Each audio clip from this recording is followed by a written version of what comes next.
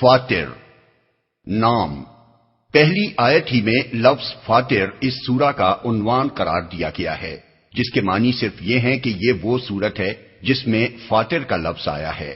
دوسرا نام الملائکہ بھی ہے اور یہ لفظ بھی پہلی ہی آیت میں وارد ہوا ہے۔ زمانہ نزول انداز کلام کی اندرونی شہادت سے مترشح ہوتا ہے کہ اس سورت کے نزول کا زمانہ غالباً مکہ معظمہ کا دور متوسط ہے، اور اس کا بھی وہ حصہ جس میں مخالفت اچھی خاصی شدت اختیار کر چکی تھی اور نبی صلی اللہ علیہ وسلم کی دعوت کو ناکام کرنے کے لیے ہر طرح کی بری سے بری چالیں چلی جا رہی تھیں۔ موضوع و مضمون کلام کا مدعا یہ ہے کہ نبی صلی اللہ علیہ وسلم کی دعوت توحید کے مقابلے میں جو رویہ اس وقت اہل مکہ اور ان کے سرداروں نے اختیار کر رکھا تھا، اس پر ناصحانہ انداز میں ان کو تنبیہ و ملامت بھی کی جائے اور معلمانہ انداز میں فہمائش بھی۔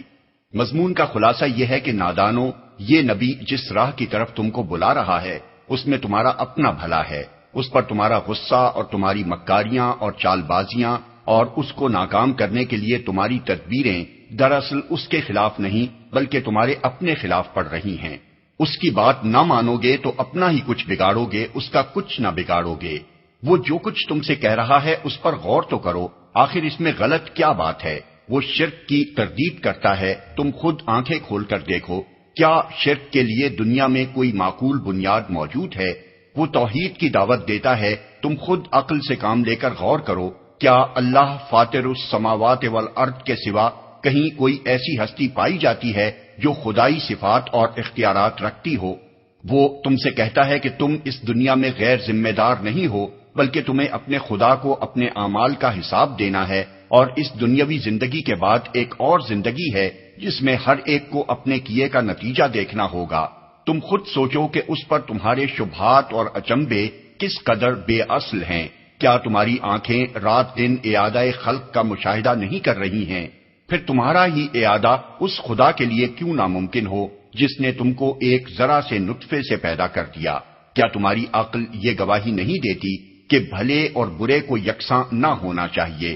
پھر تم ہی بتاؤ کہ معقول بات کیا ہے، یہ کہ بھلے اور برے کا انجام یکساں ہو، یعنی مٹی میں ملنا اور فنا ہو جانا، یا یہ کہ بھلے کو بھلا اور برے کو برا بدلہ ملے؟ اب اگر ان سراسر معقول اور مبنی بر حقیقت باتوں کو تم نہیں مانتے اور جھوٹے خداؤں کی بندگی نہیں چھوڑتے اور اپنے آپ کو غیر ذمہ دار سمجھتے ہوئے شتر بے مہار ہی کی طرح دنیا میں جینا چاہتے ہو، تو اس میں نبی کا کیا نقصان ہے؟ شامت تو تمہاری اپنی ہی آئے گی۔ نبی پر صرف سمجھانے کی ذمہ داری تھی اور وہ اس نے ادا کر دی۔ سلسلہ کلام میں بار بار نبی صلی اللہ علیہ وسلم کو تسلی دی گئی ہے کہ آپ جب نصیحت کا حق پوری طرح ادا کر رہے ہیں تو گمراہی پر اصرار کرنے والوں کے راہ راست قبول نہ کرنے کی کوئی ذمہ داری آپ کے اوپر عائد نہیں ہوتی۔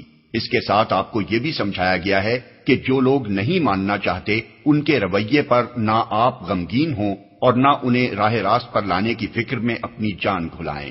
اس کے بجائے آپ اپنی توجہات ان لوگوں پر صرف کریں جو بات سننے کے لیے تیار ہیں۔ ایمان قبول کرنے والوں کو بھی اسی سلسلے میں بڑی بشارتیں دی گئی ہیں تاکہ ان کے دل مضبوط ہوں اور وہ اللہ کے وعدوں پر اعتماد کر کے راہ حق میں ثابت قدم رہیں۔